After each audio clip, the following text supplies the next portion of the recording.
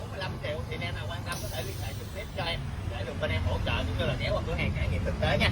Cắt những loại vật liệu phá 10 ly 15 ly cho anh em quan tâm.